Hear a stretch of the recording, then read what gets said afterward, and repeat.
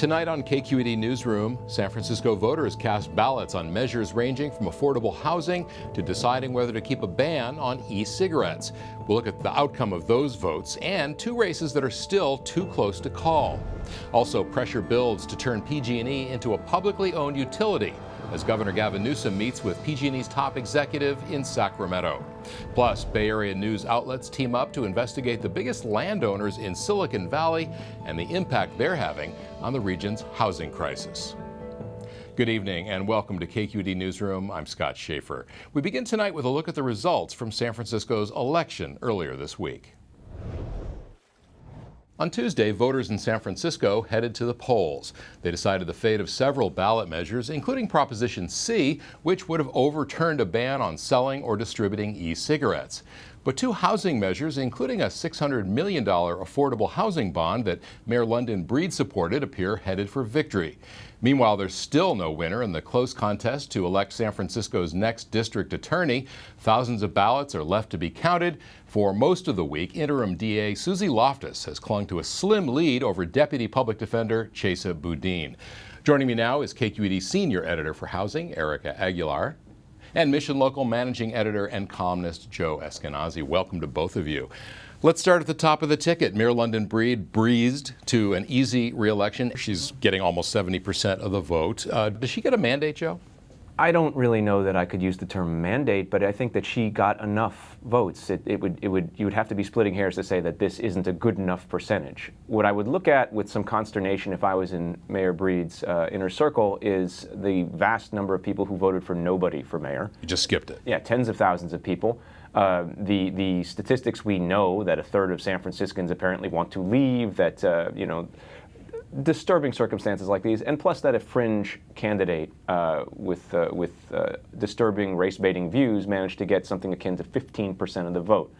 That could show some cracks in the base of the moderate movement, specifically with right-leaning Chinese Americans. So given that she is somewhat personally popular, but people are dissatisfied with where the city is going, why weren't there more people running against her, do you think? There wasn't time to raise the money and have a serious mayoral campaign between June of last year and now. The only people in the position to do it would be Mark Leno and Jane Kim, and that just wasn't on the radar for them. I mean, she's filling out, the late Mayor Ed Lee's service as mayor, so obviously she needs a little more time to get ready. Right. So you think that if she had 4 years instead of the time that she had, there might have been some more opposition to her. But nonetheless, Prop A, we mentioned briefly, the housing bond, that was a victory for her. That was something that she had supported along with many other people. So what does that mean in terms of what she's going to be doing going forward? I mean, obviously, housing and homelessness are big issues in the city. Huge issues. I mean, we looked at the city's comptroller survey recently that was released, and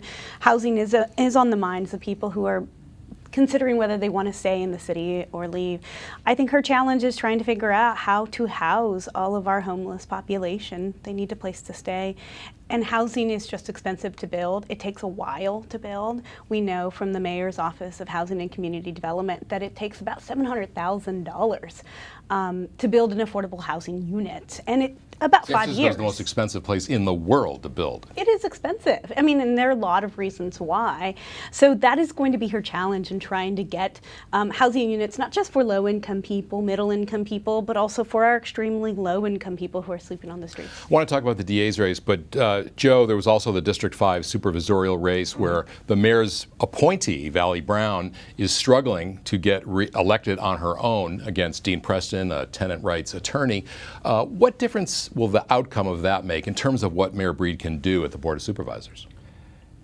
It will be significant. It's not going to be a game changer. It will definitely be more difficult for Mayor Breed if your hand-picked former aide and is replaced by someone who ran against you and is one of your more bellicose opponents. He almost beat London Breed when she was running for re-election. He almost beat London Breed. So there already is a progressive supermajority on the board. If Dean Preston replaces Valley Brown, there will not be a moderate bloc anymore. Yeah. There will just be a couple moderates, and there will be factions of progressives. They will be more incentivized to make things difficult for her. They can propose whatever they want, push it in front of her, and dare her to sign it or not. So that could certainly be a pain for the mayor moving forward. The votes are still being counted, and it is extraordinarily close. And in terms of affordable housing and homelessness, Erika, I mean, you would think that there'd be a natural coalition with almost anybody on the Board of Supervisors. They all want to do something about that, but there is a split, is there not, between what progressives want to do and what the mayor wants to do when it comes to things like getting people with mental illness off the streets. Right. I mean, I think there's always a difference in politics and how to solve the homeless crisis, or even the housing crisis, whether we spend money in building low-income housing, affordable housing, or we spend money at the top of the market and let the market sort of trickle down and house people through that. There are two different ways, and honestly, sometimes we forget how long it takes to build housing. So when you think about market down trickle, it'll take a little while before those units there. But then again, how much, we know it's expensive to build affordable housing and services. Let's talk about the DA's race, because that one is really nip and tuck. And the mayor plays into this as well, Joe, because shortly before the election, George Gascon steps down and the mayor appoints one of the 4 people running for DA, Suzy Loftus, and she is clinging to a very slim lead throughout the week. What influence do you think that appointment at the last minute made, if any, on voters? I think it helped and it hurt, and I think we have to note that the mayor and her advisors were aware of the potential blowback, though perhaps not as much as they got, and they decided it was worth the risk because they were aware of the polling that showed a morass and low name recognition. By appointing Suzy Loftus into the post, she was able to gin up her name recognition, fire out a mountain of press releases approaching all of the items that voters care about, and her opponent's gripe were their ideas. Stealing good ideas is a tried and true position in politics, and so that complaint only goes so far. However, it was a very tough argument to say this was anything other than a political appointment, and frankly, I think it debased the process, and that we may or may not be able to see an effect of that as we sift through the results. I want to talk about her main opponent, Chesa Boudin, who is a public defender. But before we do that, I want to show a clip that KQED's Mary Franklin Harvin shot on election night. She was at Boudin's headquarters, and we should say that she captured a chant that was being led by a member of the Board of Supervisors, Sandra Lee Feuer. And I just want to note before we play the clip that it is blurred out a little bit and bleeped out because of what she was saying. But let's look at it.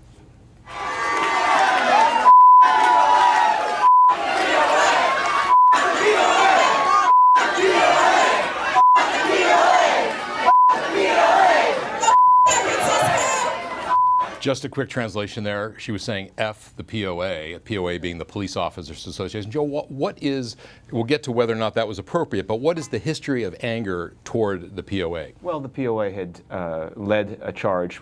They kind of had marshaled law enforcement agencies from all around the state of California to dump $650,000 into the DA's race in short order to both boost Suzy Loftus and denigrate Chesa Boudin, and denigrate him in some of the harshest terms. The choice of criminals and gang members with a murderer's row of pictures of villains who look like they would be the guest villains on a Quinn Martin production. Sort of like a Willie Horton-ish kind of ad. But a conspicuously white Willie Horton-ish ad. They were definitely, it was a dog whistle, but it was not a whistle. In any event, the POA has been a reactionary force in San Francisco politics for quite a long time, and while they still have a lot of money, they've been losing races left and right of late. And fair to say they're out of step with the progressive majority of voters, even they're out on of step issues with the like majority. police accountability and other things. They're out of step with almost everybody in the city, but they still have a lot of money, and they still are the unionized representation of 2,100 cops and change.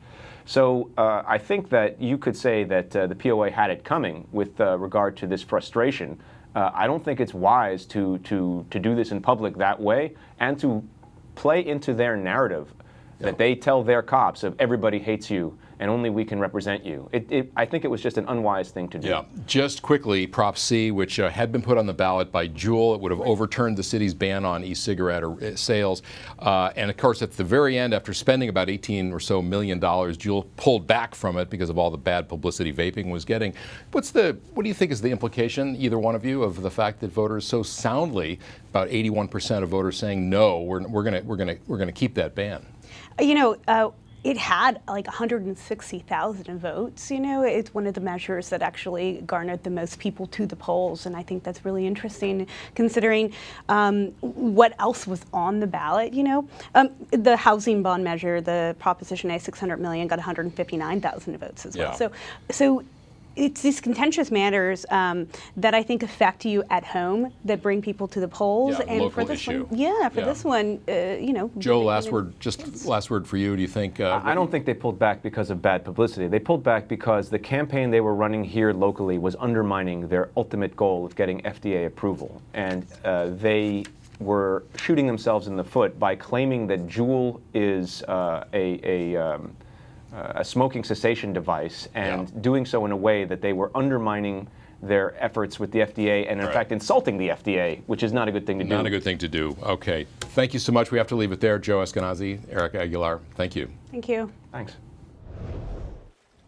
On Monday, San Jose Mayor Sam Liccardo led a coalition of California mayors and supervisors in urging the state's top utility regulator to turn PG&E into a customer-owned cooperative. More than 24 lawmakers from Northern and Central California have signed on to the effort, representing roughly 5 million PG&E customers. Meanwhile, on Tuesday, Governor Gavin Newsom met with PG&E CEO Bill Johnson in Sacramento. Last Friday, the governor announced the appointment of a new energy czar and said the state could take over PG&E if it doesn't emerge from bankruptcy by the start of next year's wildfire season. Joining us now are KQED politics correspondent Marisa Lagos and Loretta Lynch, a former president of the California Public Utilities Commission. Welcome to both of you. Thanks, Let's begin with this letter that the mayor sent, Marisa. What's the case that the mayor and all these other people who signed it are making for turning this into a customer-owned utility? Well, I think their basic case really tracks with what people who would like to see the government take it over, anybody who would like to see sort of the current structure dissolved, which is that currently this is a publicly traded company. You have stockholders who are being, paid dividends. You have bondholders who are making money off of the bonds that PG&E issued, and they think that they've lost the public confidence, and that if it could become sort of something that is customer owned, that is not traded on Wall Street, you would have more money to reinvest in the system, and you might be able to rebuild that confidence essentially. So less incentive to spend money on maintenance because you have to make the shareholders happy under the current structure. And I think just the distrust that we have for this company at this point in California, which is very widespread at this point. It's really one of the few nonpartisan issues that we can see, right, is that we have seen over and over again, starting, with the energy crisis 20 years ago when Loretta was head of the CPUC, up to the San Bruno explosion in 2010, through the wildfires, a sense that safety is not in the culture of this company and that something dramatic needs to change. And Loretta, is there any kind of model for this, either in California or elsewhere? Oh, absolutely. There are publicly owned utilities in every state of the nation, including in California. About 20% of our power right now comes from government-owned utilities. Like SMUD in Sacramento, for example? And LADWP or Palo Alto. So it's not a radical experiment. It's what happens to keep the lights on every day throughout the country. How much happiness or dissatisfaction is there with those kinds of public utilities, though? Is there more confidence, would you say? Oh, absolutely. It is just a fact that public utilities, government-owned utilities, are safer, they're more reliable, they're cleaner, and they're cheaper. Now, they're not perfect, and there are always problems with insider shenanigans in any system. So you have to get it right. You have to make sure that people are not financially conflicted. But public power is power that is cheaper, better, quicker, cleaner.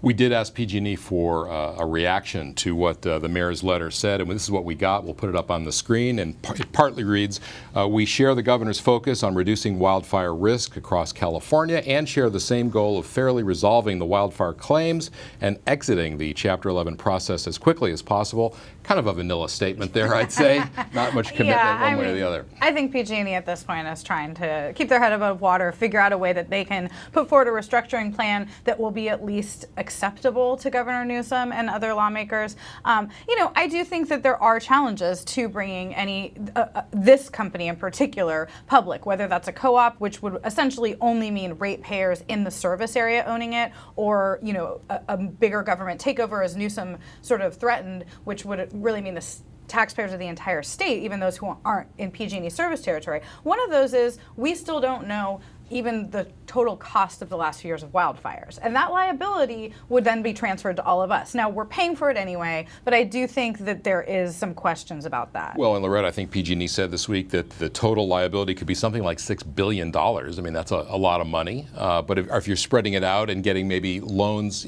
as a public entity, maybe you could get a better rate, for example, than you could from bondholders? Well, you could do that, but you could also take what's now profit in the system and plow it back either to pay the victims, the workers, or to improve safety.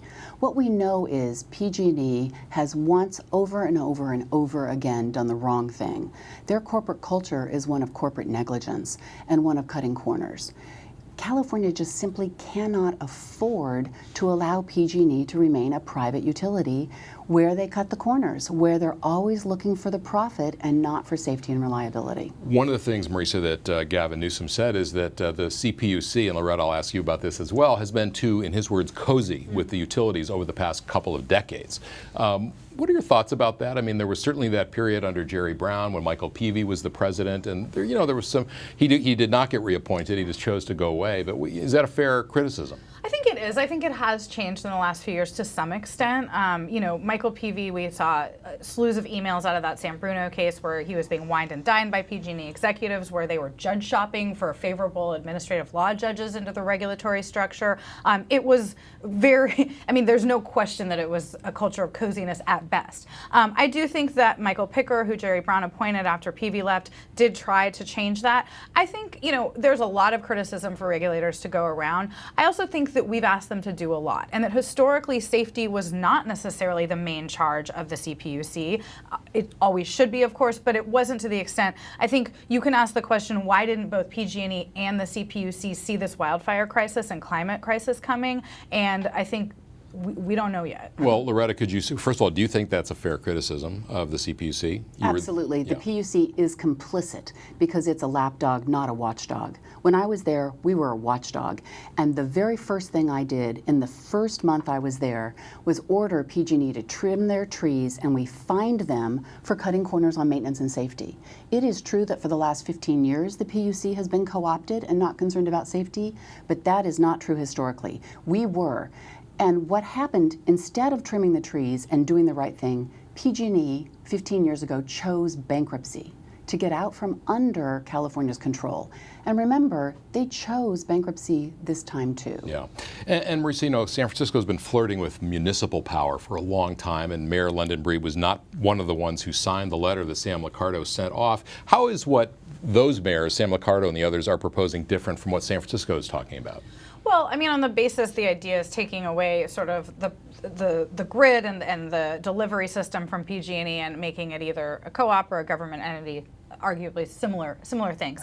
Right. I think the challenge for San Francisco is that taking away the San Francisco part of the grid doesn't really address the underlying problems. So we're talking about our rural areas where transmission lines haven't been kept, where there are tree issues. The fires haven't started in urban areas. And so I have a hard time believing that state regulators, the bankruptcy court, is even going to allow San Francisco to take over if there's not a broader restructuring plan that could really change the dynamic, because that would just leave everyone outside of these urban areas in the cold. Loretta, you pay attention to politics, I know. Newsom now says he owns this, which whether or not he likes it, he does.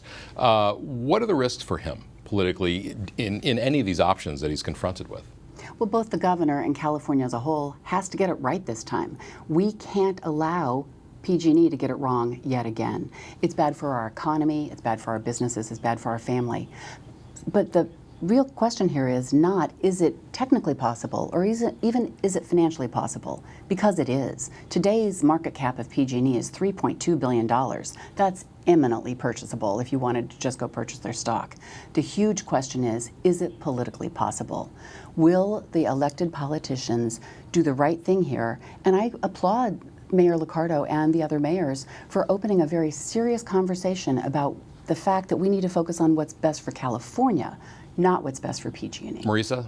political minefields? Yeah, I mean, I think Gavin Newsom lives or dies on this. It's no secret that he has broader ambitions outside of California. I think that this really is an issue, obviously, that's attracted national attention. And if he can fix it, it's a huge win. If he can't, it could be the end of his political career. Wow, that's a bit. And of course, Gray Davis, who you work for, can tell him a little bit about that. Loretta, sorry to bring that up at the end. A cautionary tale. Exactly. Yeah. All right, Loretta Lynch, Marisa Lagos, thank you both very much. Thank you. Who owns Silicon Valley? That's the question asked by a team of reporters from KQED, the Mercury News, and several other Bay Area news outlets. The year-long collaboration investigated top landowners in the region and their role in a housing crisis that's led to sky-high rents and hours-long commutes. Among the findings, Stanford University's property holdings are worth nearly $20 billion. That's more than Google, Apple, and Intel combined. Also this week, Apple pledged $2.5 billion to combat the housing crisis, saying it is, quote, committed to being part of the solution. Joining me now is Rachel Myra, KQED senior editor of the Silicon Valley News Desk and a reporter on the series. Hi, Rachel. Hi, Scott. Well, tell us, what were you setting out to do in this year-long project? Well, we wanted to really find out who are the big players in Silicon Valley. And how do you figure that out from a data perspective? Well, you start at the Santa Clara County Assessor's Office. And one of the wonderful things about having a multi-newsroom collaboration was we were able to have a team of data reporters, you know, from the Mercury News, as we heard, from NBC Bay Area, going into this data, which was pretty messy, line by line, cleaning it up, figuring out who owns the most land, and also who owns the most valuable land. And so obviously Stanford University is the 800-pound gorilla here by far. How did they acquire so much land? Well, it all started with Leland Stanford, the dad of Leland Jr., who, of course, is who the university is named after. He was one of the original Big Four railroad barons, robber barons from the Gilded Age.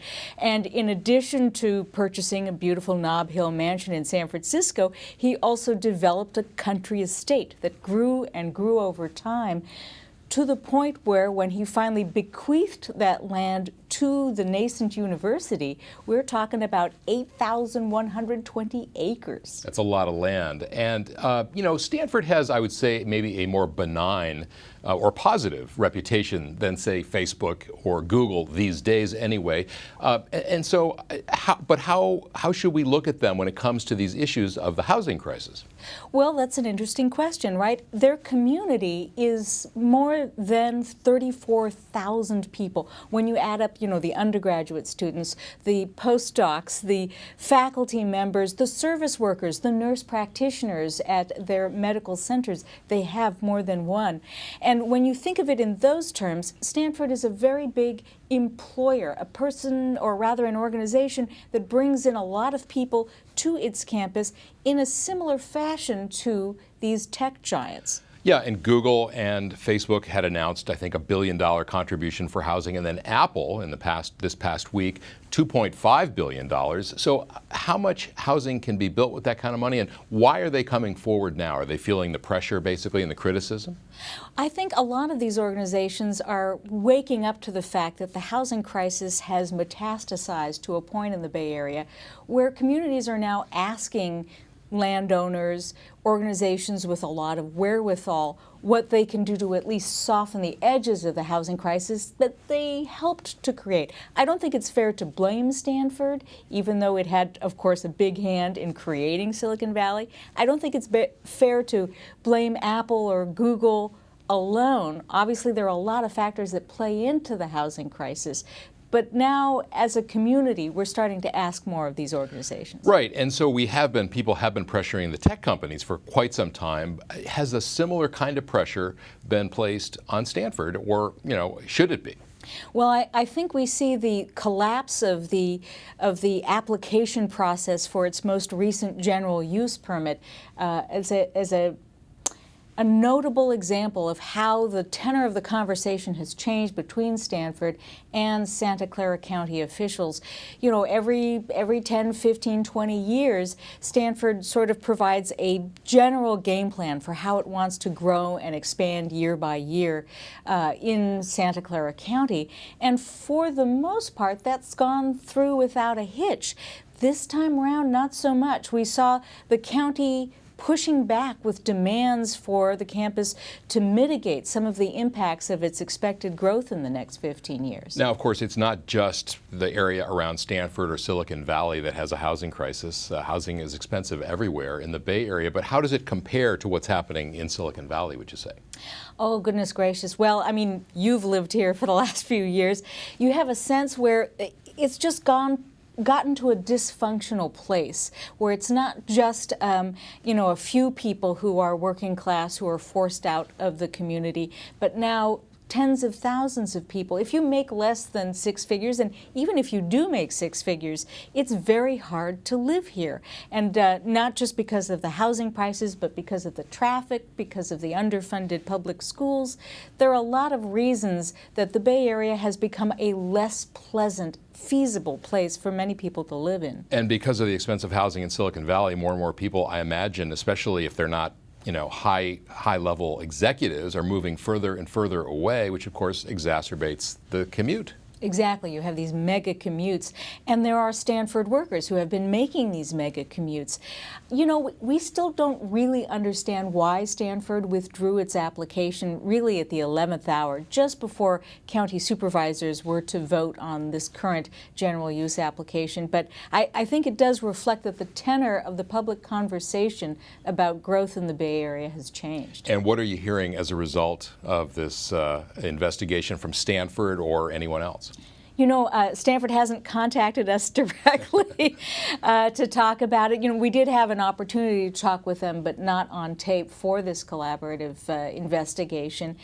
And it's hard to know exactly what led to their final decision to withdraw the application or what they plan to do next. Well, and I know you talked to Santa Clara County Supervisor Joe Simidian, for example. Do you get a sense, I think he told you that Stanford has never been turned down in all these decades for a permit. I mean, do you get a sense that there is a shift in the way public officials are looking at not just Stanford, but also these other developers, these corporate developers?